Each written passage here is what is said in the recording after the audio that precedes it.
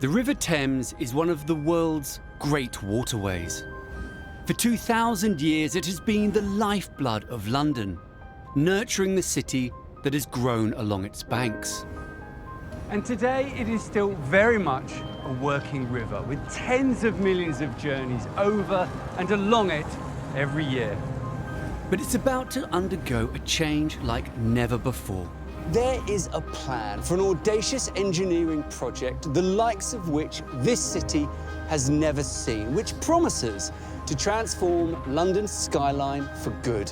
The plan to light the River Thames. 15 iconic bridges with a combined span of 2.5 miles spread over 5 miles of river. In this series, I will follow the ins and outs of this extraordinary project. Charlie, tell me when you've got hands on. And see exactly what it takes to get something this ambitious off the ground. This has to work. If you were to close the bridge, £2 million for 20 minutes. £2 million for 20 minutes. A project on this scale will be pitted with challenges, from public scepticism. I would like to understand why you want to colour the bridges. To unforeseen delays.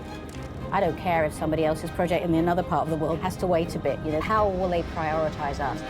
And with the Thames home to an array of endangered species, See, look there. oh my God, protecting the fragile ecosystem will be paramount. Fish don't like light. Right, so this is really not good.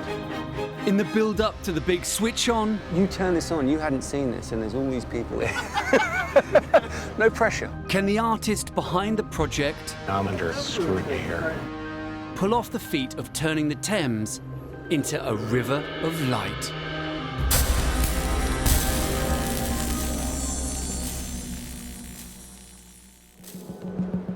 Last time, I joined the team who've been spearheading this project for the last 3 years. I can wake up on one side of the bed and think all it is sticking lights on a bridge. But actually, it's far more complex than that. I saw why these bridges are crying out for a makeover. From what I understand, all the lighting is faulty and has never been fixed. It's just a dark void. Suddenly realise that the bridges are not at their best in any way. I travelled to New York to meet the artist with the vision for a new Thames. This is not a loop. All these layers are all independent and being dynamically recombined. So you never see the exact same layering twice. And got my first glimpse of how it will look when it's finally finished.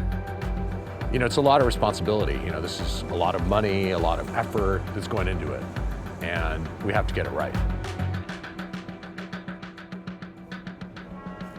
Today, work on the £45 million Illuminated River project officially kicks off. A team of 60 electricians, steel fabricators and abseilers will start the process of fitting nearly 300,000 LEDs to the bridges of central London. When you get that loose, feather that out, lower it into them, yeah? This morning, I'm going to be joining the London Bridge team to see exactly how they're going to pull off this huge undertaking. It's 9 a.m, it's rush hour on London Bridge, as you can see. A very busy place to be trying to work. We're rigging up some safety gear so we can go over the edge of the bridge and drop into a cradle. As an architectural designer, I'm used to examining all sorts of structures up close. But this is something different. Okay, so you've abseiled before, used this sort of equipment in the past? Yes. I mean, I wouldn't mind a brush up. Yeah, I'll see what I can do. Yeah. I was just going to get you over. Yeah. London Bridge is just 12 metres above fast-flowing, freezing water. Your heights are deceiving, aren't they? Right. Yeah, that's the moment, isn't it, when you drop off? That's the exciting bit. With no way of fixing the lights to the bridge from above, the workers will need to add 800 metres of light strips using a bespoke trolley suspended from the underside of the bridge. Right.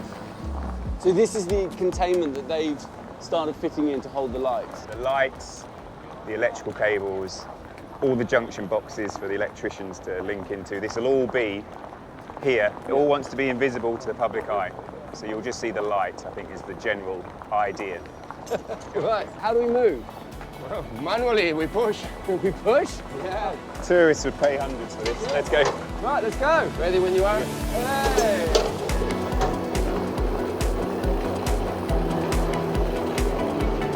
Quite some way to travel. Works. Yeah, it's really cool. London Bridge has over 17 million people walk over it each year. It's one of London's busiest arteries. But I can't help wondering how many of them are aware of the transformation going on below their feet. The trolley ride is fun, but we have some serious work to get on with if we want this bridge to be lit up on time. Yep. That's it. Slide on. Slide on, hold that up. Before the lights can be attached to the bridge, a tray for the cabling needs to be added with millimetre precision, despite the bridge being 1/3 of a mile long and 100 feet wide. Have there been any problems about the size of this space and the amount of sort of equipment you're trying to fit up into the underside of this soffit? Initially, we thought no, but just through working, we've discovered that we have a few points where this rail is snaking. So they might have to relocate the lights a little bit lower. Okay, okay. Because that looks pretty straight down there, so you're actually saying that it's the coming together of the concrete and the rail just drifting. Yeah, and we're slightly. talking 30 mil here. Yeah. It all goes to show the precision of this work. Okay. Got a job. Yeah. Perfect. The slight bend in the rail is already causing a headache. And this is just one of 15 bridges. When they are lit, 200 million people will see them every year, so they need to get it right. You're now passing under London Bridge, opened by Her Majesty the Queen. Poised to be fastened to London Bridge, thousands of lights are being tested by electricians off-site. This is an example of one of the 500 linear graze lights that are being fitted just to London Bridge. 48 individual light nodes within each fitting. It's something like 25,000 LED nodes that are going to be powered through the software. The overall idea is to use cutting-edge LED technology, producing sequenced patterns that subtly unfold across all the bridge structures. It's an ambitious goal, and if they pull it off, it has a claim to be the biggest piece of public art ever created. In this first phase of the project, 4 bridges on a half-mile stretch of river will be illuminated.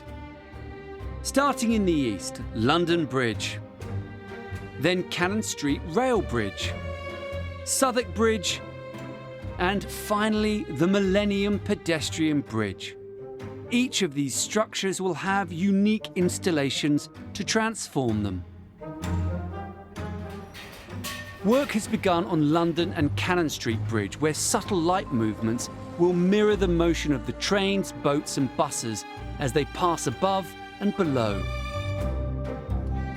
On the underbelly of Southwark Bridge, subtle shifting hues will emphasise the elaborate lattice work within its 100-year-old arches.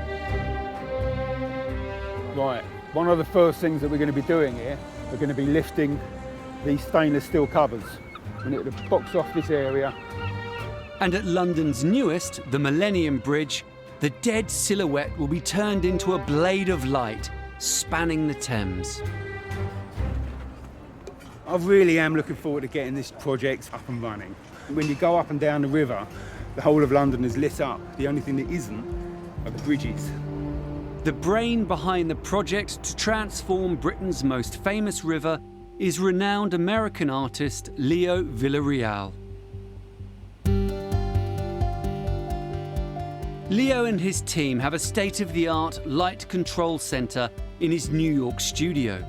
Here, his computer engineers can create lighting designs using 3D models of every London bridge. We're doing a huge amount of work here, but until we get to London and on the banks of the Thames, we won't know. What is the right tempo? What is the right palette? And all these things will happen, by gathering information from the site itself.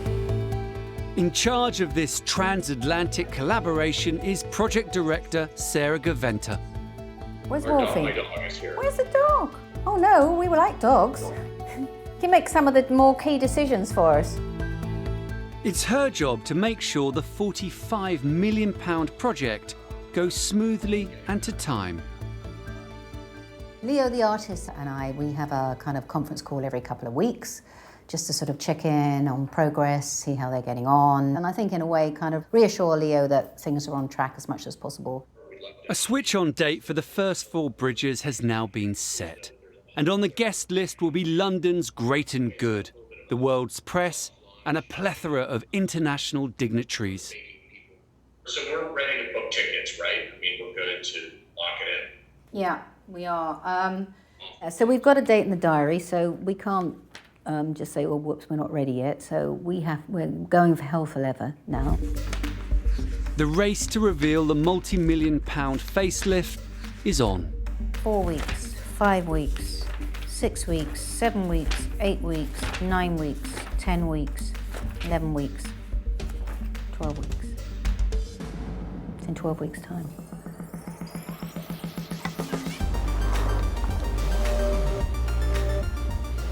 With the clock now ticking, Sarah's left the office to give the on-site workers a bit of a pep talk. So we're just here to sort of say, well done, keep up the good work, and finish on time. It's that classic, to me, you know, as a layperson, construction, building site thing, where there's one person doing the work and there's 4 of them looking at him. I never really understand that. One of the conditions of the Illuminated River project is that the lights must be hidden from view and not spoil the look of the bridge. So it's quite a difficult bridge, this, isn't it? This has been one of the most challenging of them all, really. You know, I think, you know, it's an artwork in itself, and it's so streamlined that there's plenty of places to hide stuff in the other bridges without impacting them at all. And with this, it's completely different. One of the fascinating and challenging things around the Illuminated River project is that the lighting installations are having to be designed completely differently for all of the different kinds of bridges. And it's one of the interesting aspects of the Thames of central London, in that it has an example of pretty much every single major type of bridge that there is in a very short stretch of river. Standing here on the south bank of the Thames, just near St Paul's, it's amazing, because if I look right around the corner, I just get a glimpse of Tower Bridge, which is this extraordinary compound of many different kinds of bridge structure in one. Then I've got London Bridge, which is a reinforced concrete arch. I've got Cannon Street Rail Bridge, which is a deck bridge. Then I've got Southwark Bridge, which is a girder arch bridge. I've got the Millennium Bridge, which is a suspension bridge. I've then got Blackfriars Rail Bridge, originally built to take trains across the Thames. But it was so well engineered by the Victorians that quite recently, they've just dumped a railway station on top of it. Then I've got Waterloo Bridge, another reinforced concrete arch bridge. Just around the corner, I've got Hungerford, which is a deck bridge, and it has a pedestrian bridge suspended alongside, which is a cable stay bridge.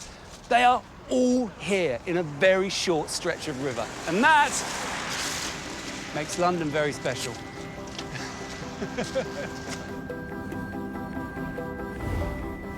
With each of these bridges unique, unforeseen issues and unpredictable problems are guaranteed. They can't afford to lose any time.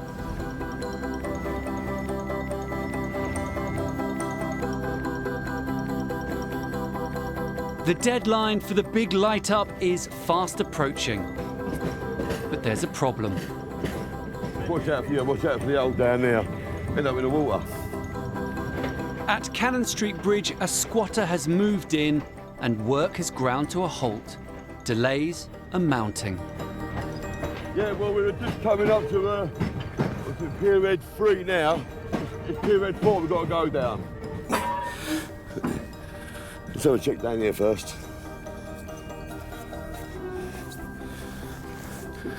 It's just down here.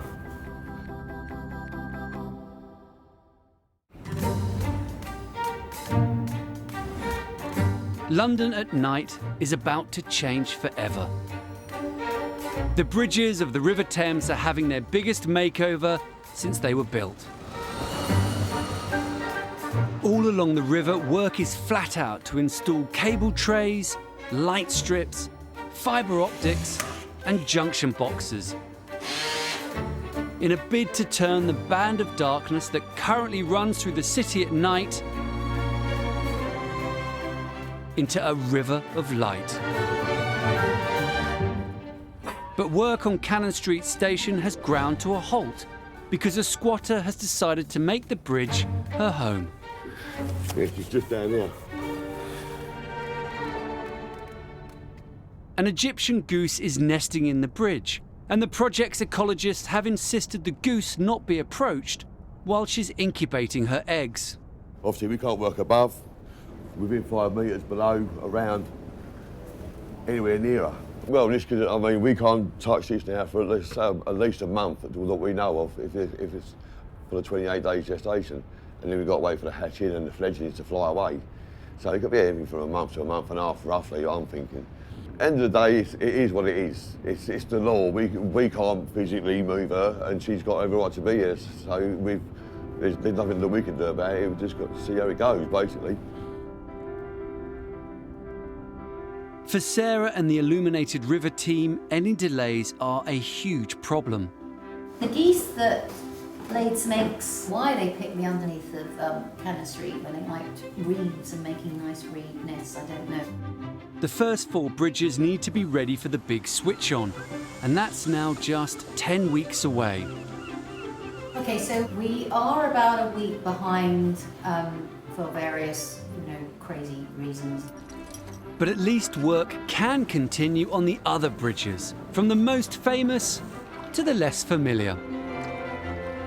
I lived and cycled around London for over a decade, and I'm not sure that I ever have been across this bridge. I've certainly never walked across it. And despite its elegant simplicity, this is London's least used and probably least well-known road bridge. Southwark Bridge, known by locals as the Forgotten Bridge, hasn't been helped by its old lighting system, which, withered by rain and wind, now barely works. Just taking off the lights from the pier heads, getting all the old lighting out before we put the new stuff in. So it's out with the old lights and in with the new.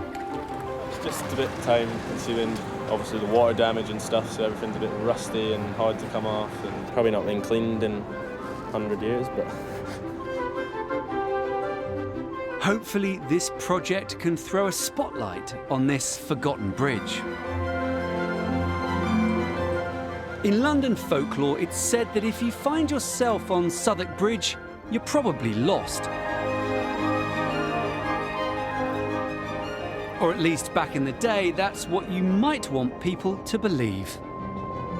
Because there were some users of the bridge who knew exactly where they were going. And it was over there, to sleazy Southwark. Southwark started life as a swampy marshland across the river from the Roman city of Londinium. Eventually it was urbanised and effectively became London's first suburb, albeit a rather down-market one. I'm meeting with an author who's written extensively about this area and who can explain the origins of Southwark's slightly seedy reputation. I think it helps to think about the Romans as living on that side of the river. And traditionally, I think Roman cities very much have the nasty stuff outside of the city walls. Okay. Things that you don't want. Everything that smells happens over here. You've got tanneries and breweries and that kind of thing. But it was prostitution that gave Southwark its real notoriety. By the 12th century, it's thought there were as many as 18 legalised brothels in operation, employing hundreds of women. So then who's making the money? Who's controlling that trade? That goes to the Bishop of Winchester. A bishop? Yes. A bishop is controlling the sex trade of London? Absolutely. It's it's a lucrative position to hold, I think, a bishop in the medieval times. The prostitutes were known as Winchester geese. Winchester His flock geese. of Winchester geese. While the Bishop of Winchester, who controlled the Diocese of Southwark, officially condemned prostitution, he had no reservations about profiting from it. Southwark remained London's red light district well into the 20th century, and the term Winchester geese stuck as a name for the area's prostitutes. Just 150 metres from the bridge, Imogen has taken me to a memorial to the generations of women who worked on these streets. This is quite something, isn't it? It really is, yeah. So we know from the 1590s there was a single women's graveyard somewhere around here, and this is probably the site of it. That was Crossbones graveyard. In medieval times, there was an unconsecrated graveyard for prostitutes or Winchester geese, we know about. a huge proportion of the burials here are not of the prostitutes themselves, but of all the children that they lost. The life of a prostitute in this area is really hard. A lot of them did suffer from syphilis. We know from their bones that they would have had venereal diseases for many, many years before they died. This was not a nice place to live. It was not salubrious. It stank. It's a really horrible, hard life that they lived. It's a sort of a living memorial to the... Yeah, people want to remember these people who were kind of overlooked for quite a lot of the last few hundred years, I suppose. Even today, ribbons are tied to these gates to remember London's forgotten, both past and present.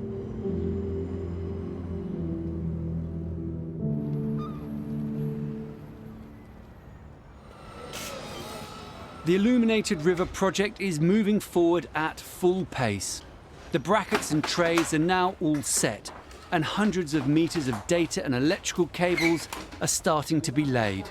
There needs to be a man pretty much at every bend when you're putting the cable in to try and control the cable and keep it on the route that it's designed to go on. Go on, just keep feeding it inside. Because these cables weigh something in the region of 300 or 400 kilos in total length, if you don't get them in the right place, you can't just pull a little bit extra because you've not pulled it far enough. It's another major undertaking. The flurry of activity across the bridges is starting to draw crowds. They're putting the new lights over there on the bridge. You can see the white beams over there. Different kind of lighting, different colors. It's going to be like... It's easy to forget that the river is not just for visitors and tourists, but that residents live here too. And not all of them are fans of the proposed lighting. What do you think of the Illuminated Rivers project? I mean, initially the first thoughts was, well, it's another Disneyland. I'm hopeful and ready to believe it will be the subtle experience that it is saying it's going to be. When we saw the visualisations, we were quite surprised to see Cannon Street Bridge and London Bridge lit in very bright pinks and purples and yellows. And we did wonder what the rationale was for that. So we're hoping that maybe the colour schemes that we saw in the visualisations maybe won't look as bright as we fear they'll look. To find out how the Illuminated River Foundation answer the residents' concerns, I'm meeting with the woman whose famous banking family are behind the £45 million project. I think that healthy debate and criticism is very, very important. And it's also, if nobody disagreed or agreed, then what would be the point of doing it? The whole point, this is a public project and it needs debate and it needs criticism. And I think that's a great thing. It's not building and adding in a kind of physical way. It's enhancing something that we already have. It's not adding massively to the environmental damage or light pollution, because actually the lighting that we're using is state-of-the-art, cutting edge, and it will actually reduce it.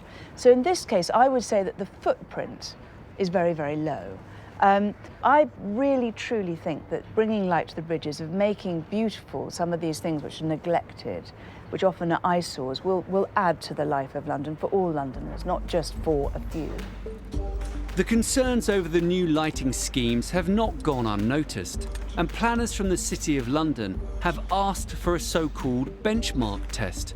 They want to see one arch of each of the 4 bridges fully lit to make sure they do not exceed the strict lighting levels. So it's just under 2 weeks until the test, and unfortunately we've been delayed by various things like geese and electricity supplies and bits of kit not arriving on time. So I think we're up against it to make sure that it's right. The contractors have very worried faces, and you know, I have to keep sort of saying, "Are we on track? Are we on track?" And they keep saying to me, "Well, we are until we find any other problems." It's the unknowns that we're worried about. There are going to be a lot of late nights between now and the benchmarking tests, that's for sure.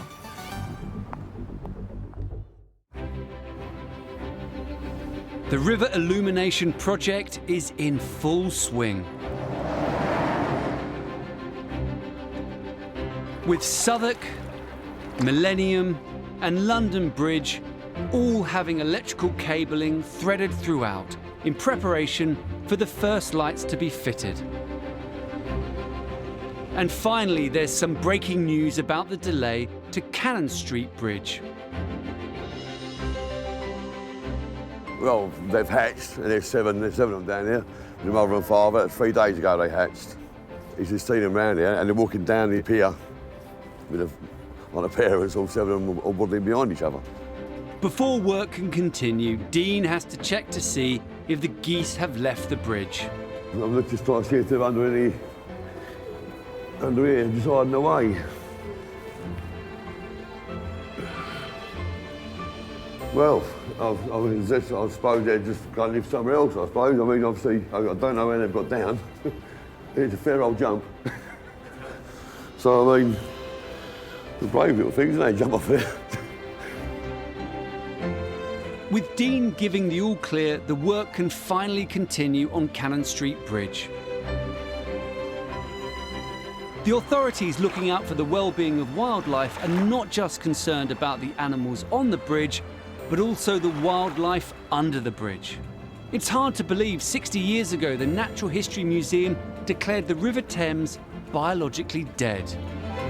It's been a long road back to the cleaner river we have today. Hello, Alison. Hi. How are you? All right, welcome, Charlie.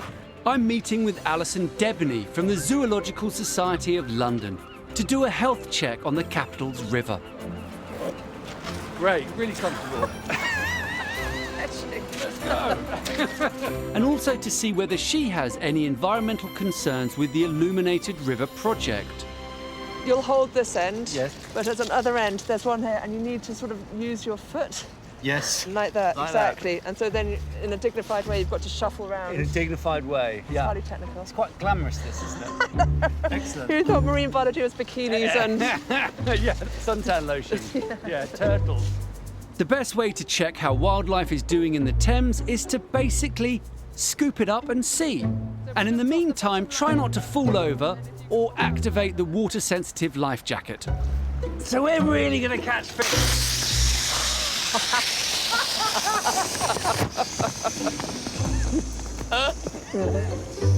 think that's an overreaction. Right. Let's bring it in.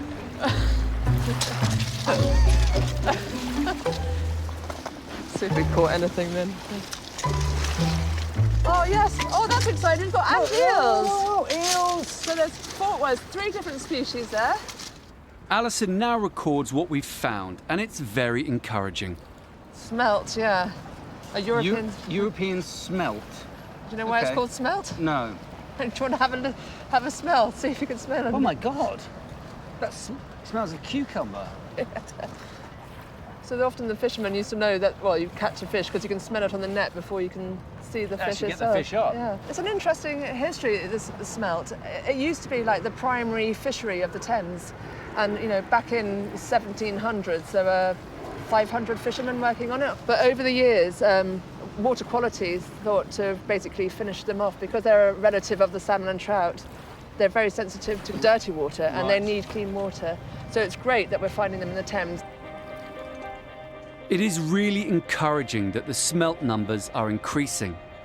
However, I can't help wondering what the effects of thousands of new LED lights on the bridges will have on the wildlife and specifically fish swimming below. What impact does artificial light have on nature in the river?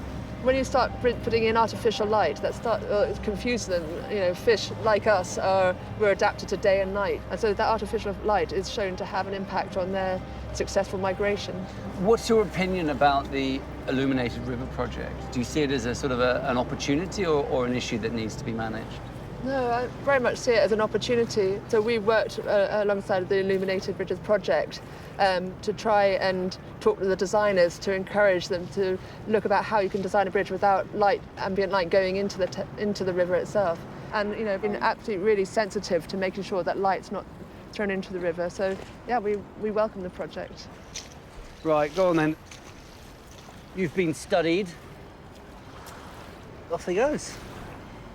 And what's incredible is that you would never think with just a few sweeps of a net, right here, right next to the Tate Modern, you would catch a handful of fish of different species. Environmental concerns are one of the biggest issues for the lighting team. The benchmark test in just a week's time will reveal any light spillage and how much of it hits the water. Keeping all the agencies happy will be key for the project to stay on schedule. But before they can have the test, they need to get the lights on the bridges. So here we are up on London Bridge. Everybody up here largely oblivious to what's going on underneath. The installation of the lighting scheme now probably underway. Each of these light fittings has got its own 14-digit unique identifier. The parts of the codes that are relevant to us is LO for London Bridge, DS stands for downstream, and it's Gray's fitting number 0019, number 19 of 500 plus that are being installed. Are you behind at this stage at all? A little bit, and we're going to have to make the time up, and we will. You know, I don't want to drag the project out. It will get finished when we say, give or take a day or two. Okay, so you're comfortable, you've got a bit of flex in that to catch up? I've got flex in the men rather than the programme. Yeah. Right, okay. Yeah. You have to do some hard yards? Yeah, just make sure that everyone just works totally focused, totally safe, but slightly faster. With the time pressure on and the benchmark test just a few days away, work continues through the night.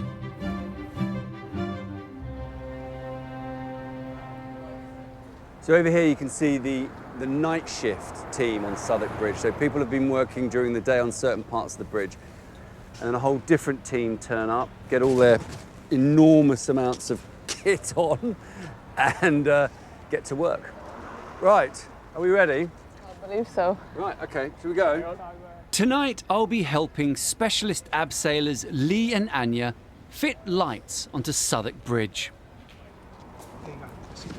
So if you go in, is it an automatic inflate? Yes. Yeah. Well, at least I know how they work. If I was nervous of abseiling before, the view of a black abyss below has certainly raised my heart rate. It's looking quite a long way away. It's definitely looking chilly, that's for sure. I don't want to fall in that. Okay. Right, keep coming. Is your heart rate even slightly raised at this point? Not yet. No. Right. Well, obviously it is because you're here with me. Yeah. You could set anybody's pulse rate. Oh, mate, you're a charmer. Nice and easy. Yeah. Right, and then let that lay against the... There you go, and then bring your legs off. Oh, that's better. Okay. Well. All right, you happy? Yeah. While dangling seemed precarious, now that I'm stepping between girders, I'm missing hanging from the rope. Climb across. You can go across to where Anya is for me. There you go. Nice. Watch your footing though, Charlie, yeah? And this is the light fitting we've got. Yeah. This is going to be attached to that beam. Our job is to fit a £1,200 state-of-the-art light fitting to the bottom of the steel arch. So we're going from this ledge here down to the ledge right by the water. And the water seems to be coming up to meet me. It does get quite close. All this effort is just to get one light attached. I'm starting to realise what a huge undertaking this is, but there are perks. Whoa! That's you. Nice view, isn't it? That's amazing, isn't it? Not many people get to experience that. No. Each light is unique and has to be fitted in an exact location. You got it? Lovely. Okay. Leo will need to identify and control each individual strip and each individual node to add his artistic vision to the bridge. I mean, is this what you thought you'd be doing when you grew up? No, not really, to be honest. So, Anya, how long have you been doing this? I've been working for camp for the last 10 months, since October. And do you enjoy it? Yeah, I love it. Yeah? I love it. Anya may be the only woman working with me today, but I've heard that just up the river, women played a huge role in building one of London's most famous bridges. Where it is? Known to the river community as the Ladies' Bridge.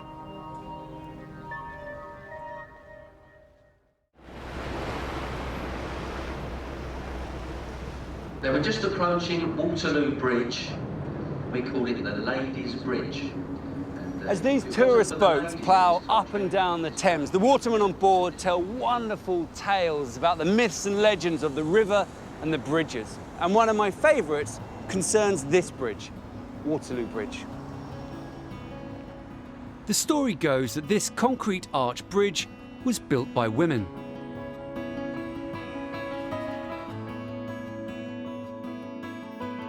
The first Waterloo Bridge was opened in 1817 in the presence of the Duke of Wellington, marking the second anniversary of his victory in the Battle of Waterloo.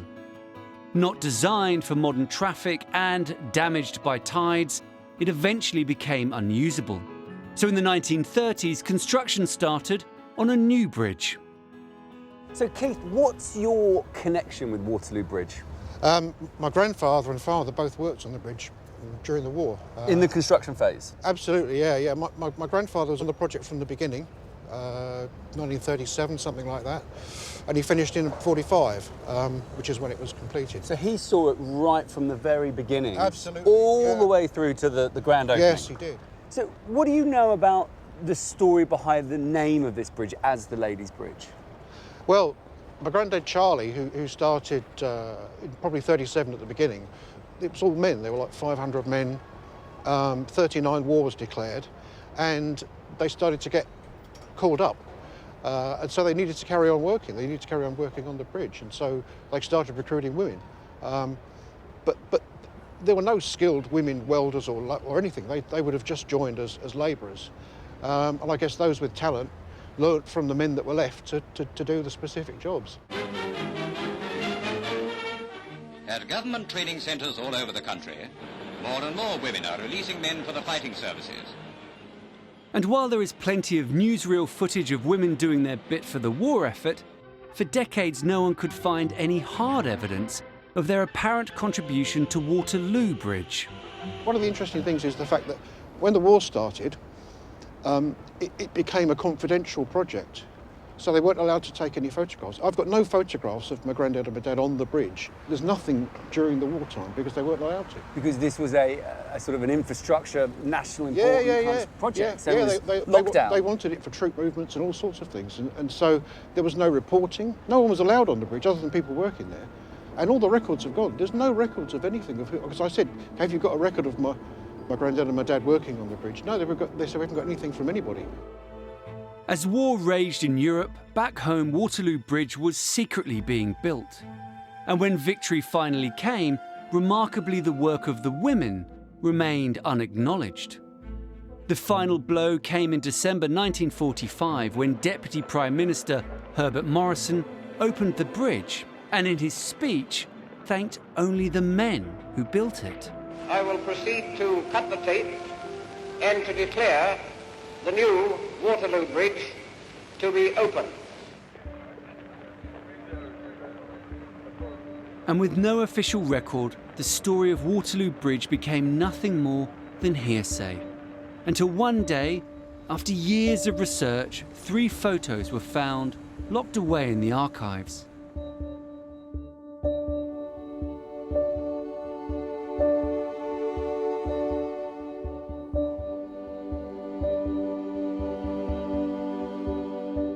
They are believed to be the only evidence of women working on the bridge. Finally, 4 years ago in 2015, Historic England officially acknowledged their work.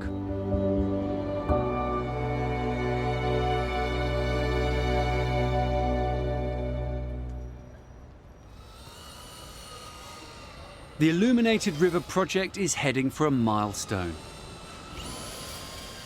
Work is flat out because in just a couple of days, city planners are insisting on seeing one arch of each of the 4 bridges lit up for their approval.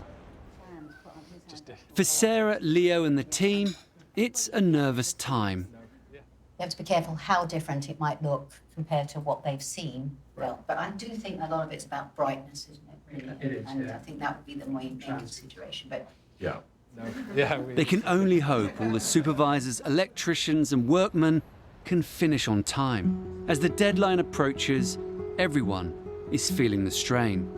The bridge has created a number of issues in the sense that it's so slim and slender and minimalist. There's very little opportunity to hide anything. It's certainly a challenge. So it's quite bad. It's going slower, maybe, I don't know, 60% slower than a normal day. It's just the weather, because you never know. In England you have winter, autumn and summer, same day. Pretty hectic. This particular bridge, Cannon Street, we haven't got any power here yet, so we're having to run off a generator. And that's causing a few problems with voltage fluctuations, and some of the lights aren't working at the moment. We've still got to install a cable tray across the soffit, pull the cables, put the white steels that support the lights in. It's a lot of work. Yeah, it seems like quite a lot to do that. I think within the Conway's umbrella, there's becoming a little bit of competition, without a doubt. Yeah? But we are all for the greater good.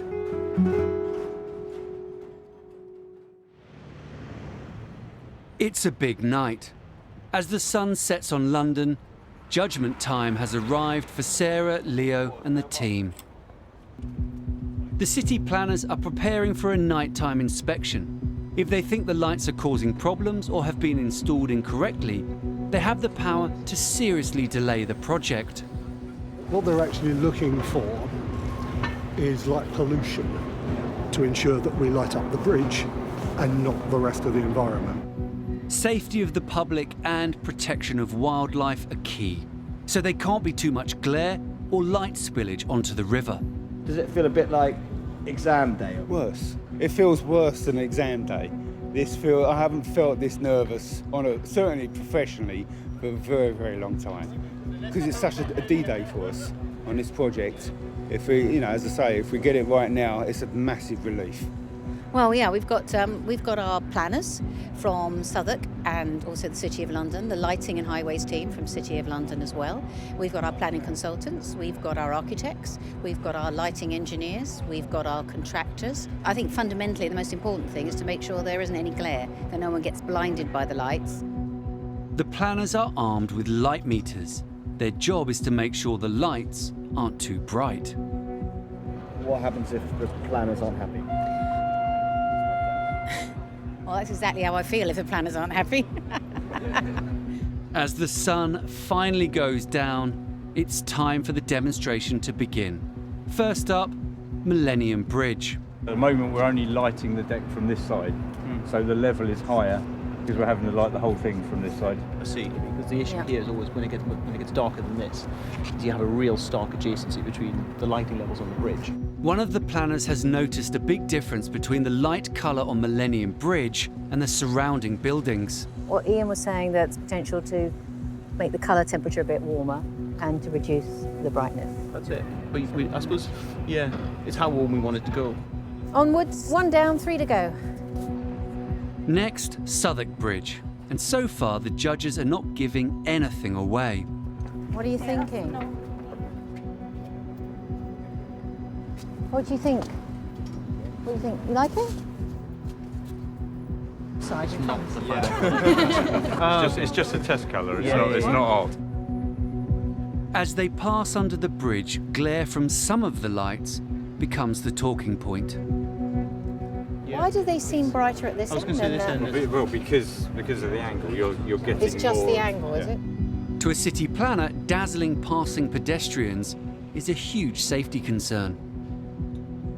The laws of physics, when you're looking straight into a fitting, you won't be able to avoid it. Yeah.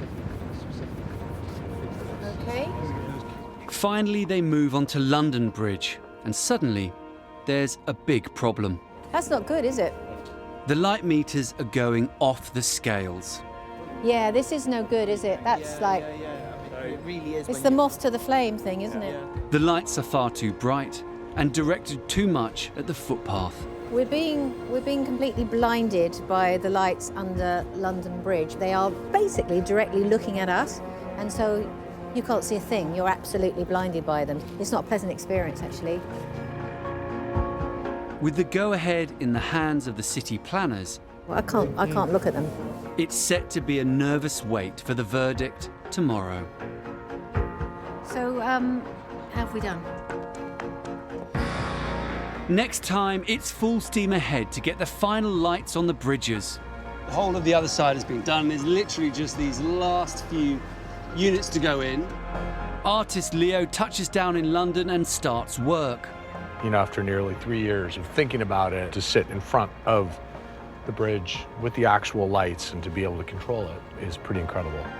The build-up to the big switch on gathers momentum.